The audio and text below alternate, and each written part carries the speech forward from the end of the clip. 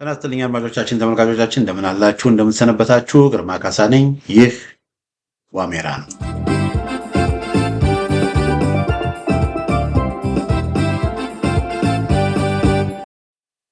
በዛሬው የዋሜራ መርሃ ግብራችን ባለፈው ጊዜም በተወሰነ መልኩ ጠቅሼው አልፌ ያለሁኝ የአማራ ፋኖ ብሔራዊ ንቅናቄ አዲሱ የፋኖ ድርጅት የወለጋ ፋኖችንም ለማካተት እየሰራ እንደሆነ ገልጬላችሁ ነበረ። በዛ ዙሪያ ላይ ተጨማሪ መረጃዎችን ስለ ወለጋ ተጨማሪ መረጃዎችን ይዤላችሁ መጥቻለሁ። ይሄ እዚህ ጋር የምታዩት የአማራ ፋኖ ብሔራዊ ንቅናቄ ጥር 12 ቀን ባደረገው ስብሰባ ፖሊት ቢሮ ባደረገው ስብሰባ የወለጋ ክፍለ ሀገር ፋኖ ዝን በተመለከተ የአደረጃጀት ጥያቄ በተመለከተ እንደሚመለከት የገለጸበት መግለጫ ነው እና ይሄን አስከትሎ በወለጋ ያሉ ፋኖች የድርጅቱ አካል እንደሚሆኑ ነበር ያለፈው ጊዜ የገለጽኩት እና በተለይም ደግሞ የአማራ ፋኖ የአዲሱ የአማራ ፋኖ ድርጅት አማራ ክልል ላይ ያተኮረ እንዳልሆነ ልብ በሉልኝ። እዚህ ጋር አማራ ክልል ተኮር ድርጅት አይደለም። የፋኖ ድርጅት አማራ ተኮር ድርጅት አይደለም።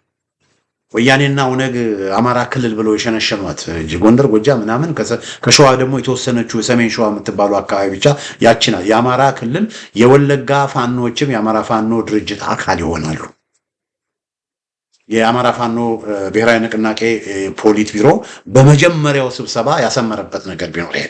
ሁለተኛ ደግሞ የአማራ ፋኖ ብሔራዊ ንቅናቄ አሳምነው እዝ ሸዋ ያለው ኦልሬዲ በኦሮሞ ክልል ውስጥ በአዲስ አበባ ዙሪያ በኦሮሞ ክልል ውስጥ በምስራቅ ሸዋ ዞን የኦሮሞ ክልል ምስራቅ ሸዋ ዞን እና የኦሮሞ ክልል ሰሜን ሸዋ ዞን ውስጥ ኦልሬዲ ብዙ ቀበሌዎችን ተቆጣጥሮ እየተንቀሳቀሰ ነው።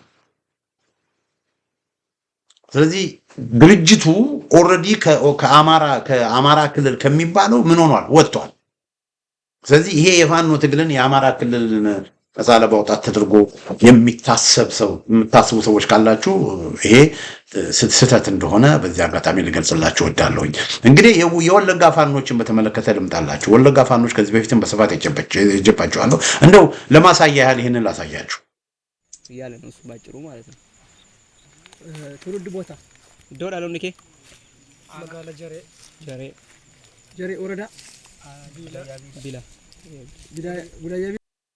ይሄ እንግዲህ የአማራ ፋኖ ወለጋ እዝ የማረካቸው ያገዛዙ ታጣቂዎች የገዳ ኮማንዶ የሚባሉ የኦሮሞ ልዩ ኃይሎች የተማረኩ ናቸው። በማን ይሄ ጎንደር ወይም ጎጃም ወይም ምናምን ወሎ እንዳይመስላችሁ፣ ይሄ ወለጋ ውስጥ ነው። በወለጋ ፋኖች የተማረኩ ያገዛዙ ታጣቂዎች ናቸው እና እስቲ እንከታተላቸው። ጀሬ ቀበሌ Sagalee ol kaasi dubbadhu abbaa ko. Gandikoo Sagalee dubbadhu. Sagalee ol kaasi. Ani lamuudha. Gandikoo jawwisidha anaan kuma billoo basheedha. Ani itti dhufee dirqamaan qabanii na leenjisanii malee leenjii kana fedha isaa hin qabu. Qonnaan bulaadha. Nama sadiidhaanii qababanii akka bineensa na qaban kan naanna'anii. Kana fedha kanaas hin qabu duraan milishaa dideen jira. Hidhanii gana qabanii nama siimate hidhanii eeguma barka laanne achitti nukuffate. Nafana barka laanne nam tokko nutti hin buune natsaa keenya baane isarratti iyyuu immoo nu kabajjanii nu fiddanii dhuftanii sujaaraa soosiillee soosii sujaaraa qabnullee nu bittanii nu xiichittanii. ኦኬ እነዚህ እንግዲህ አድማጮች የተመልካቸው የአማራ ፋኖ በወሎ የአማራ ፋኖ ወለጋ እዝ ይፋ ያደረገው ነው እና በብዙ ቦታ በወለጋ ሲባል የኦነግ መቀመጫ የኦነግ መናኸሪያ አድርገው ነው ብዙ ሰዎች የሚያስቡት። በአሁኑ ጊዜ በወለጋ ውስጥ ኦነግ እየተንቀሳቀሰ ነው ማለት አይቻልም። ኦነግ በፊት በምዕራብ ወለጋ የጃልመሮ ኦነግ ዲጋ ካርታ ላሳያችሁ። የጃልመሮ ኦነግ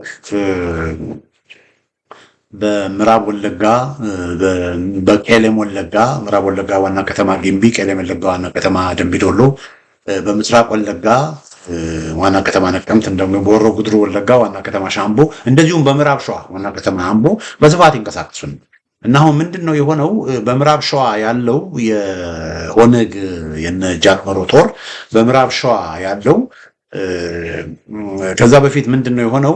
በወለጋ አካባቢ ከፍተኛ በተለይ እነ ታንዛኒያ እነ ጃልመሮ ሄደው ድርድር ከማድረጋቸው በፊት በወለጋ አንፊሎ ወረዳ የሚባል አለ። በቄለም ወረዳ አንፊሎ ወረዳ የሚባል አለ። በብዛት ያለው እና ይሄ አንፊሎ ወረዳ የሚባለው በተለይ የኦነግ የነጃልመሮ ዋናው ሴንተር ማለት ነው። ማሰልጠኛ ካምፓቸው፣ ስንቆች፣ መሳሪያዎች በብዛት ያለበት ዋና ካምፓቸው ማለት ነው። ዋና ካምፓቸው እና እዛ አካባቢ መከላከያ ወደዛ አካባቢ ስምሪት ይወስዳል።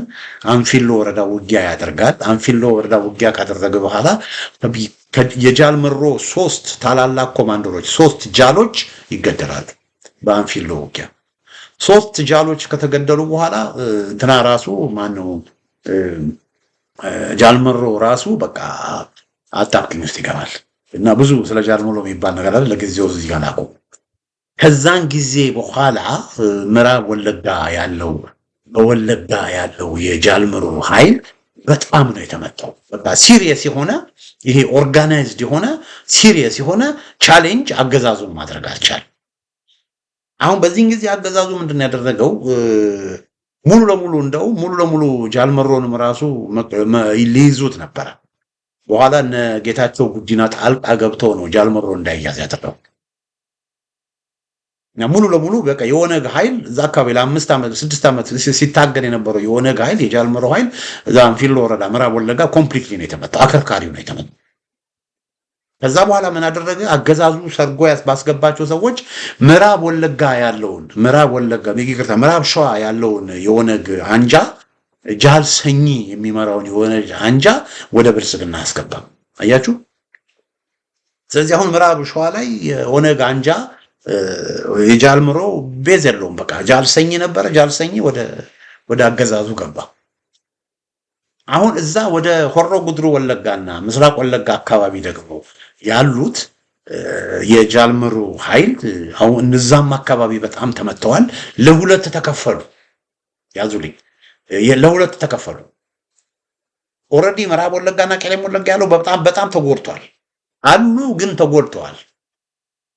ምዕራብ በሆሮ ጉድሩ ወለጋና በምስራቅ ወለጋ ደግሞ ያሉት ኦሬዲ ከፋኖም ጋር ይታገሉ፣ ከፋኖም ጋር ከአገዛዙም ጋር ይዋጋሉ፣ ከፋኖም ጋር የሚዋጉ።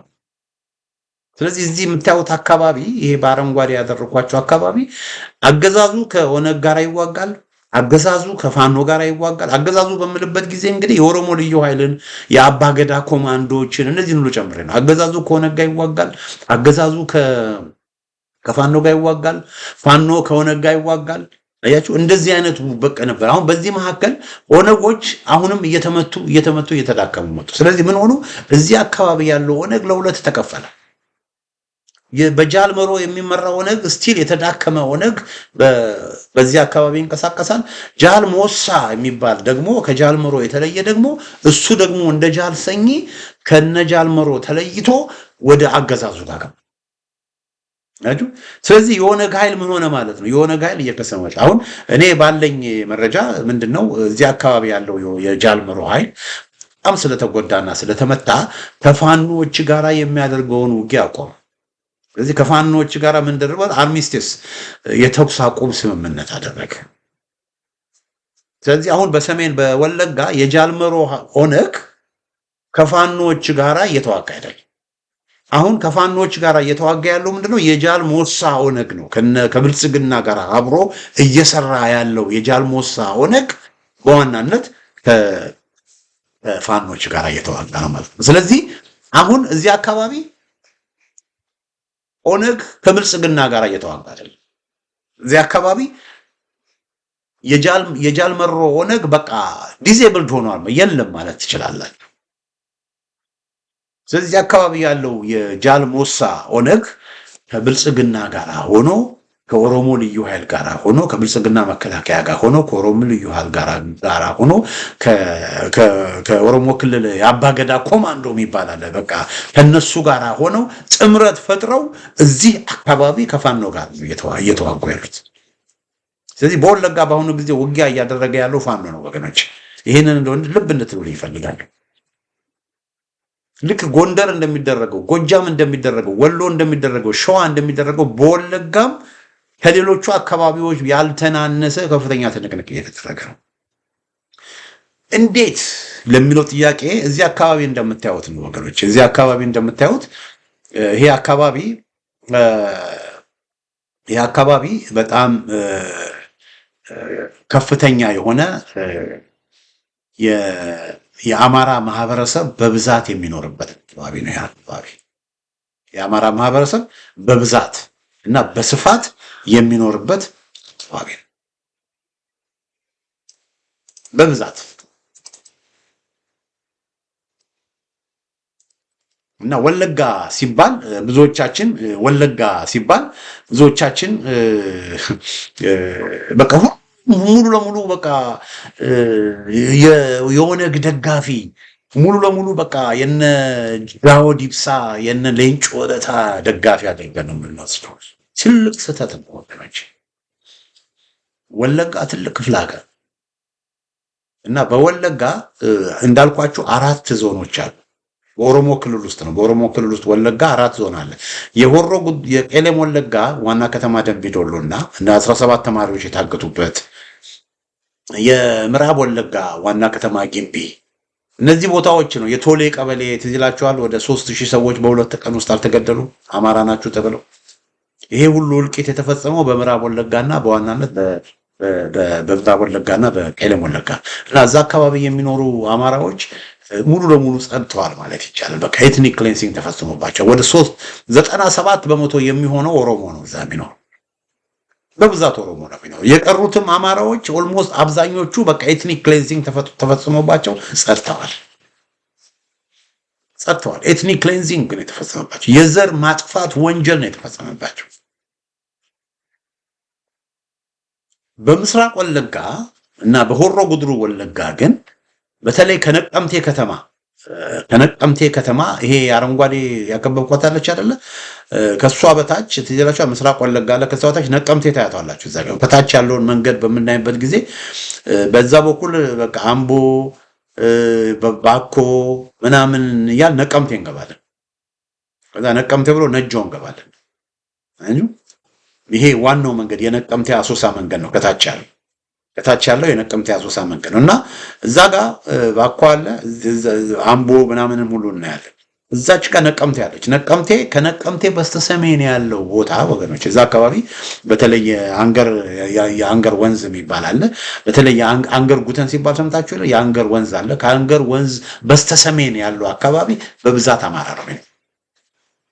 ይሄ ባለፈው የህዝብ ቆጠራ መሰረት እንዳልኳችሁ በሊሙ ገሊላ ወረዳ 20%፣ በጊዳ አያና ወረዳ 34%፣ በኪረሙ ወረዳ 35%፣ በጃርዴጋ ጃርቴ ወረዳ 24%፣ በአሙሩ ወረዳ 23%፣ በአባዶ ወረዳ 28%፣ በአባይ ጮመን ወረዳ 27%፣ በሆሮ ወረዳ 31%፣ በአቤ ደንጎሮ ወረዳ 55% ነዋሪዎቹ አማራዎች ናቸው። ይሄ እንግዲህ በጣም የአማራውን ቁጥር አሳንሶ የመዘገበው የህዝብ ቆጠራ መሰረት ነው እና በአጠቃላይ በዚህ አካባቢ 33% የሚሆኑት አማራዎች ናቸው። ግን እንደ እውነቱ ግን ከወሰድን ይሄ የአማራና የኦሮሞ ተወላጅ ኦሮሞ ተብሎ ተቆጥሮ ማለት ነው። የአማራና የኦሮሞ ተወላጅ ኦሮሞ ነው። ግን እንደ እውነቱ ከሆነ ግን የአማራና የኦሮሞ ተወላጅ በአሁኑ ጊዜ አማራ ተብሎ ነው እየተገደለ ያለው። ውህድ ኢትዮጵያዊ ሆነ። እናቱ አማራ አባቱ ኦሮሞ፣ እናቱ ኦሮሞ አባቱ ኦሮሞ የሆነ ሰው ምንድነው የሚባለው? አማራ ነው የሚባለው። ስለዚህ በዛ መስፈርት ከወሰድን የኦሮሞና የአማራ ተወላጆች አማራ ስለሆነ የሚባሉት ሰው ምንድነው የሚላቸው? ኦነጎችም የኦሮሞ ልዩ ኃይሎችም የኦሮሞ ክልል ባለስልጣናትም እነዚህ ከአማራና ከኦሮሞ የተወለዱትን ምንድነው ብለው የሚጠሯቸው ብለን ካል በዛ መሰረት ከወሰድን አማራ ብለው ስለሆነ የሚጠራቸው ይሄ 33% ያለው ወደ 50 ወደ 60% ያድጋል። ስለዚህ እዚህ አካባቢ አማራ ተብሎ የሚገደል አማራ ተብሎ የሚፈናቀል በጣም ትልቅ ማህበረሰብ ነው ያለው። ስለዚህ ይሄ ማህበረሰብ እንደ ቄለም ወለጋና እንደ ምዕራብ ወለጋ አማራዎች 3% ብቻ እንደሆኑበት አካባቢ ሊገሉት ሲመጡ ሊጨፈጭፉት ሲመጡ ሞከሩ። በተወሰነ ጊዜ ሞከሩ። ከዛ በኋላ ራሱን አደራጅቶ ራሱን መመከር ጀመረ። ስለዚህ እዚህ አካባቢ ትልቅ ህዝባዊ የሆነ ሁለት የፋኖ አደረጃጀቶች አሉ። አድማጮቻችን፣ ተመልካቾቻችን፣ አንደኛው የአማራ ፋኖ በወለጋ ይባላል። የአማራ ፋኖ በወለጋ እዝ ይባላል እና የአማራ ፋኖ በወለጋ እዝ ልንገራችሁ ጌጤ ግርማ ክፍለ ጦር የሚባል ክፍለ ጦር አለው።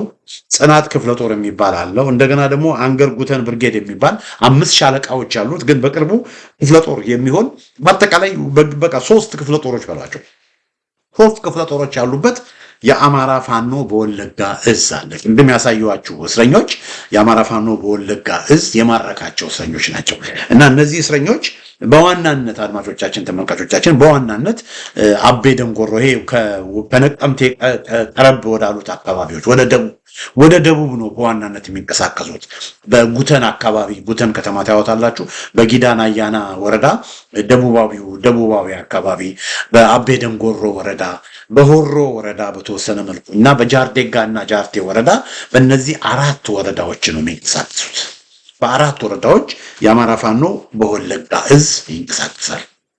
3 ክፍለ ጦሮች ያሉት ማለት በተለይ ጌጤ ግርማ ክፍለ ጦር የሚባለው በጣም ግዙፍ ክፍለ ጦርና ብዙ ውጊያዎችን ያደረገ ክፍለ ጦር ነው።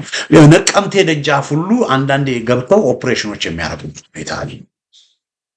ስለዚህ በማንኛውም ጊዜ እነዚህ የአማራ ፋኖ በወለጋ በማንኛውም ጊዜ ነቀምቴ የመግባት ሻምቦ የመግባት ባኮ የመግባት አቅም ያላቸው ናቸው። ይሄ እዚህ ጋር የምታዩትን ከአምቦ ወደ አሶሳ የሚወስደው መስመር ላይ በማንኛውም ጊዜ ገብተው ኦፕሬሽን ማድረግ ይችላሉ። ያን ያህል ተመልከቱ። ብዙ ጊዜ እዚህ ቦታ ኦነግ ነው እንግዲህ ያስቸግራል ተብሎ የሚገመት የነበረው፣ ግን ሜዳ ላይ አሁን ያለው ሁኔታ የአማራ ፋኖ በወለጋ እዚህ አካባቢ ድረስ መጥቶ ኦፕሬሽኖችን የማድረግ ሚሊተሪ አቅም አለው። በጣም የተደራጀ በጣም የተጠናከረ ኃይል እና ይሄ አረንጓዴ ያልኳችሁ ቦታ ነው። ግን በዋናነት ሴንተሩ በአረንጓዴ ያከበብኩት ቦታ ነው። እዛ አካባቢ ወደ ደቡብ ያለው የአማራ ፋኖ በወለጋ፣ ወደ ሰሜን በምንሄድበት ጊዜ ወደ ጎጃም ድንበር አካባቢ በዋናነት የኪረሙ ወረዳ፣ ጊዳ አያና፣ ሰሜናዊ ጊዳ አያና ወረዳ፣ ጉቶ ጊዳ የሚባለው ወይም ደግሞ ሊሙ ገሊላ ወረዳን አካባቢ ኡሙሩ ወረዳ፣ አሙሩ ወረዳ እና ደግሞ ጃርዴጋና ጃርቴ ሰሜናዊ ጃርዴጋና ጃርቴ አካባቢ ደግሞ የአማራ ፋኖ ቢዛሞ እዝ በዛ አካባቢ በስፋት ይንቀሳቀሳል። ይሄ የአማራ ፋኖ ቢዛሞ እዝ ይበልጣል መኮንን አዲስ ዓለም የሚባል 6 ሻለቃዎች አሉት። ትልቅ ግዙፍ ክፍለ ጦር አለ። በዋናነት አዲስ ዓለም አካባቢ ኪራሙ አካባቢ ነው የሚንቀሳቀሰው። በጣም ትልቅና ጠንካራ ክፍለ ጦር ነው። እንደገና ደግሞ ደቤስ ነብሮ ክፍለ ጦር የሚባል አለ።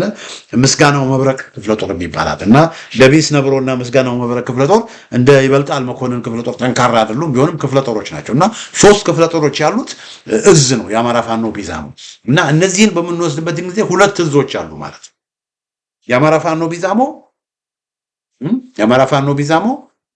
የአማራ ፋኖ በወለጋ እና እነዚህ የተለያየ አደረጃጀቶች ናቸው። አሁን ምንድነው እንግዲህ እነዚህን አደረጃጀቶች የአማራ ፋኖ ብሔራዊ ንቅናቄ አዲስ የተመሰረተው የአማራ ፋኖ ብሔራዊ ንቅናቄ እንግዲህ እነዚህን አካባቢዎች በተለይ ጀነራል ተፈራም ሌሎችም ይሄንን አካባቢ ሞኒተር አድርገው አይተው ያላቸውን ወታደራዊ አደረጃጀቶች ሁሉ በደንብ መርምረው አጥንተው እዚህ ውስጥ ያሉ ክፍለ ጦሮች መሪዎቹ እነማን ናቸው፣ ክፍለ ጦሮቹ ብዛታቸው እንዴት ናቸው በሚል ስትራቴጂክ በሆነ መንገድ እንግዲህ እነዚህ ተደራጅተው የሚንቀሳቀሱ ናቸው። ግን የሚሊተሪ ሳይንስ ኤክስፐርቶችና ስትራቴጂስቶች ይሄን አካባቢ በምን መልኩ የበለጠ ቢደራጅ ይሻላል፣ በምን መልኩ የበለጠ ኤፊሽንት ሊሆን ይችላል በሚል በደንብ ያደራጁታል ማለት ነው።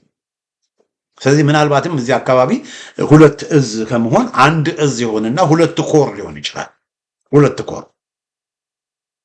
ኮር ሊሆን ይችላል እና እዚህ ጋር እንደምታዩት ለምሳሌ አንዱ እዚች ጋር እንደው ላሳያችሁና አሁን በቀይ ያደረኳት ቦታ ለምሳሌ ሻምቦ ናት። በቀይ ያደረኳት ይቅርታ፣ ከላይ ወደ ጎጃም ድንበር በምንሄድበት ጊዜ አጋምሳ የምትባል ከተማ ነች እና አጋምሳ ትልቅ ወታደራዊ ካምፕ አለ፣ የሚከላከያ ወታደራዊ ካምፕ እና አገዛዙ አንዳንዴ ከዚህ ከአጋምሳ እየተነሳ ነው የአባይን ድልድል ተሻግሮ ወደ ጎጃም ሄዶ ኦፕሬሽኖችን የሚያደርገው። ስለዚህ እዚህ አካባቢ ይህንን አጋምሳ ከተማ ለምሳሌ የተቀናጀ ስራ ከተሰራ አጋምሳ ከተማን ሙሉ ለሙሉ ፋኖቹ ሊቆጣጠሩት ይችላሉ። ከዛ አጋምሳን ከተቆጣጠሩት በኋላ ይሄ አካባቢ ባስተማማኝ ሁኔታ የፋኖ ሄድኳርተር ከብዙ ሄድኳርተሮች መካከል አንዱ ሄድኳርተር ሊሆን ይችላል። ከዛ ምን ሊሆን ይችላል ወገኖቼ? ከዛ ተመልከቱ ይውላችሁ እዚህ አካባቢ ትልቅ ኃይል ካለ ይሄ ኃይል አቅታ ሻምቦን ይቆጣጠራል የሆሮ ጉድሩ ዋና ከተማ ሻምቦን ይቆጣጠራል ለምን ሻምቦ ቅርበት ላይ ነው ያለው ከሻምቦ ወረዶ በባኮ በኩል አድርጎ በአምቦ በኩል አድርጎ ወደ አዲስ አበባ መምጣት ይችላል ስለዚህ ይሄ it's a possibility ነው ማለት ግን እንዲሆን ምንድነው እዚህ አካባቢ ያለው ምን መሆን አለበት አንደኛ እነዚህ ሁለቱ አደረጃጀቶች በአንድ ላይ መምጣት አለበት እነዚህ ሁለቱ አደረጃጀቶች በአንድ ላይ እንዳይመጡ ድንገት የሚያስቸግሩ ሰዎች ካሉ ድርጅቱ እነዚህን ሰዎች አደብ ያስከሳል ያችሁ አሁን የበላይ የሆነ ድርጅት አለ ኦቶሪቲ ያለው ድርጅት አለ ማንንም የእዝ ሆነ የክፍለ ጦር አዛዥ እንደፈለገ ሊያደርግ አይችልም ያችሁ አሁን ዳይሬክሽን የሚሰጥ ድርጅት አለ ጠይቀዋል የዚህ ድርጅት አካል እንሁን ብለዋል እንግዲህ የዚህ ድርጅት አካል በሚሆኑበት ጊዜ የሁለቱ እዞች አመራሮች ቁጭ ብለው ተነጋግረው ይሄን አካባቢ በአንድ ላይ በአንድ እዝ ማዋቀር ይተበቀባቸዋል ያንም ያደርጋሉ ተብሎ ነው የሚጠቀው ስለዚህ ይሄ አካባቢ ወገኖች የአማራ ፋኖ ብሔራዊ ንቅናቄ ወረዳዎች ይሆናሉ ማለት ነው አቤ ደንጎሮ ሸረሙ አሙሩ ያደጋ ጃርቴ የመሳሰሉ ወረዳዎች ሙተን የመሳሰሉ ወረዳዎች የአማራ ፋኖ ብሔራዊ ንቅናቄ ስር ይሆናሉ እና በዚህ በኩል በምዕራብ ወደ አዲስ አበባ የመሄድ ወደ አዲስ አበባ የመገስገስ ሁኔታ ይፈጠራል ማለት ነው ስለዚህ አድማሱን ፋኖ ምን እያደረገ ነው ማለት ነው ፋኖ አድማሱን እያሰፋ ነው ወገኖች ስለዚህ የአማራ ፋኖ ብሔራዊ ንቅናቄ አማራ ክልል ላይ ብቻ የተወሰነ አይደለም ያችሁ በአገር ደረጃ የተወሰነ በአገር ደረጃ ለምን የአማራ ሀገሩ ሁሉም ኢትዮጵያ ነው ስለዚህ በሁሉም ኢትዮጵያ አማራ የሚባለው ማህበረሰብ ሰላም የመኖር የመስራት የመውጣት የመግባት የመምረጥ የመመረጥ መብቱ ሊጠበቅለት ይገባል የአማራው መብት ደግሞ መጠበቅ አለበት ተብሎ በሚነሳበት ጊዜ ደግሞ ምን ማለት ነው ትግሬውም ኦሮሞውም ጉራጌውም በወደደበት ቦታ ሁሉም ኢትዮጵያ የሱ ሀገር ነው በሁሉም ቦታ መኖር ይችላል ማለት ነው ስለዚህ የትግሬ መሬት የኦሮሞ መሬት የምናምን መሬት የሚባል ነገር አይኖርም ማለት ፋኖ የሚታገለው ለዛ ነው ነች ፋኖ የሚታገለው ለዛ አንዳንዶች የአማራ ፋኖ ብሔራዊ ንቅናቄን የአማራ ክልልን ብቻ ነፃ ለማውጣት እንዳሰበ አድርጎ ከአማራ ክልል ነፃ አውጥቶ ከዛ በኋላ ምናምን እንደዛ የሚያስቡ ሰዎች እንደዛ የሚያስቡ አንዳንድ አመራር አባላት ሊኖሩ ይችላሉ በቃ ትኩረታቸው ባህር ዳር ላይ ይሆን ባህር ዳር ተኮር ትግል የሚያደርጉ ሰዎች ሊኖሩ ይችላሉ ግን የድርጅቱ አዲሱ ድርጅት የአማራ ፋኖ ብሔራዊ ንቅናቄ በመቅለጫው የመጀመሪያ ስብሰባውን ሲያደርግ በመጀመሪያው ስብሰባ ያስቀመጠው አንዱ አጀንዳ የወለጋ አጀንዳ ነው ያ ማለት ምንድነው የአማራ ፋኖ ብሔራዊ ንቅናቄ ትግል ባህር ዳር ተኮር አይደለም ስለዚህ ባህር ዳር ተኮር ነው የአማራ ፋኖ ብሔራዊ ንቅናቄ ትግል ብላችሁ ብታስቡ ካላችሁ የአማራ ፋኖ ብሔራዊ ንቅናቄ ትግል ባህር ዳር ተኮር አይደለም ሌላ ከዚህ ከወለጋ ፋኖች ጋር በተገናኘ እነዚህ ሁለት የወለጋ ፋኖች አደረጃጀቶች አሉ አንደኛው አደረጃጀት የአማራ ፋኖ በወለጋ ቢዛሞ ነው የአማራ ፋኖ በቢዛሞ ነው እንዳልኳችሁ ሰሜን ያሉ ሁለተኞቹ ደግሞ የአማራ ፋኖ ሁለት አደረጃጀቶች ናቸው ያለች እና አንደኛው የወለጋ አደረጃጀት እንዳልኳችሁ በፊት ከወነጎች ከጃልምሮ ወነጎች ጋራ ይዋጉ ነበር አሁን በሁለቱ በአንደኛው የወለጋ ፋኖ አደረጃጀትና በነጃልምሮ መካከል የተኩስ አቁም ነገር አለ ስምምነት ነገር አለ እና እዛ አካባቢ የአማራ ፋኖ ቢዛሞ አመራሮች ከነጃልምሮ ጋራ የሆነ ንግግር አድርገዋል በአንጻሩ ደግሞ እነዛ ደግሞ አላደረጉም ስለዚህ አሁን ምንድነው ይሄ ከነጃልምሮ ጋራ የሚደረግ ንግግር ካለ በተለይ የአማራ ፋኖ ብሔራዊ ንቅናቄ ይሄንን የወለጋውን ጉዳይ በሚያይበት ጊዜ የአማራ ፋኖ በቢዛሞ ከነጃልመሮ ጋር ንግግር የሚያደርጉት ከነጃልመሮ ጋር በምን ተርም ነው እየተነጋገሩ ያሉት? እነጃልመሮ ምንድነው የሚፈልጉት ብሎ ያለውን ነገር መረጃውን በሙሉ መሰብሰብ አለባቸው። ከነጃልመሮ ጋር ንግግር የሚደረገው የጠላት ነው የጠላት ወዳጄ ነው በሚል ማርክሲስታዊ ኮሙኒስታዊ መርህ ነው ወይስ በምን መርህ ነው? ወይስ በነጃልመሮ ዘንድ ኮምፕሮማይዝ ያደረጉት ነገር አለ? ነጃልመሮ ይሄ ታላቁ ኦሮሚያ ሪፐብሊክ የሚሏትን ነገር ትተዋል ወይ? እዚህ አካባቢ አማራውም አገሩ ነው ብለው ያምናሉ ወይ? ወደዛ አንደርስታንዲንግ ደርሰዋል ወይ? እንደዛ ከሆነ ያለውን ነገር ማየት እና ይሄንን ነገር ደግሞ በድብቅና በስውር ሳይሆን በግልጽ ነጃልመሮ አቋማቸውን እንዳስተካከሉ አማራውም እዚህ የመኖር መብቱ እንደሚጠበቅለት ይሄ አካባቢ የአማራውም ሀገር እንደሆነ ወለጋ የኦሮሞም ሀገር ነው የአማራም ሀገር ነው ብለው እንዲያምኑ የኦሮሞ መሬት ምናምን የምትለውን ከዛ አስተሳሰባቸው እንደተቀየሩ የሚያመለክት መግለጫ ያወጡ። ያንን ካደረጉ በይፋ የፋኖ ድርጅት ከነጃልመሮ ጋር የማይሰራበት ምንም ምክንያት የለውም። ለምን ጠቡ ከነጃልመሮ ጋር አይደለም እኮ ጠቡ ነጃልመሮ ከሚያራምዱት የፖለቲካ አመለካከት የኦሮሞማ የፖለቲካ አመለካከት አለ። ያንን አመለካከታቸውን ከተው ለምን ያ አመለካከት ለወለጋ ህዝብም ስላልጠቀመ ኦሬዲ የወለጋ ሰዎች እየመረራቸው ነው። በቃ ኦሮሚያ ተብሎ ወለጋ ተገደለ፣ ኦሮሚያ ተብሎ ወለጋ ቆረቆዘች። ይሄ የኦሮሚያ ይሄ የኦነግ ፖለቲካ እኛን ገደል ውስጥ ነው የከተተው፣ እኛን አደየን አንፈልግም እያለ ነው ሰው። በሰላም በፍቅር ከአማራው ከሌላው ጋር ተከባብረን መኖር ነው የምንፈልገው እያለ ነው ሰው። ስለዚህ ይሄንን የሰውንም ፍላጎት ነጃልመሮ ሴንስ አድርገውት ሰው የሚፈልገውንም አዳምጠው ሰው በሰላም በፍቅር መኖር እንደሚፈልግ ተረድተው ይሄ አሁን የምናራምደው ይሄ የኦሮሞማ ፖለቲካ የዘረኝነት ፖለቲካ ኢንቨስትመንት የሚያርቅ ሰላምን የሚያደፈርስ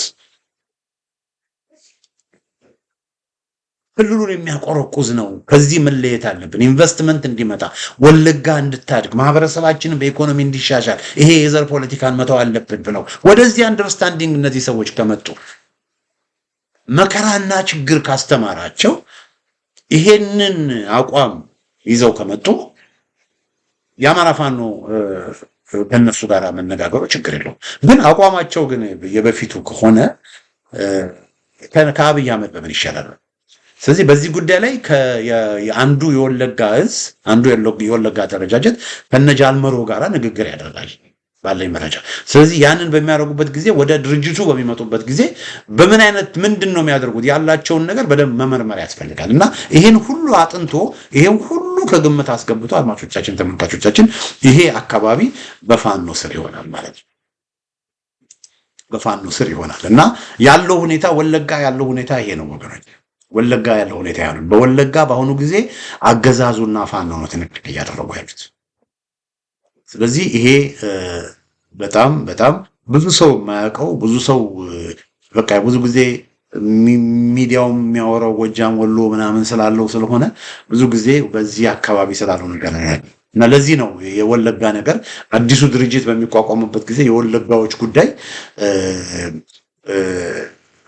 እነሱስ የሚል ጥያቄ መነሳቱ ተገቢ ነበር ብዬ ነው የምለው። ለዚህ ነው ለምን ለአንዳንዶቹ ይሄ ከቀደም ሲል ራሱ ለአንዳንዶቹ አመራሮች የወለጋን ጉዳይ ትኩረት እንዲሰጡት ራሱን ያሳስቤ ነው።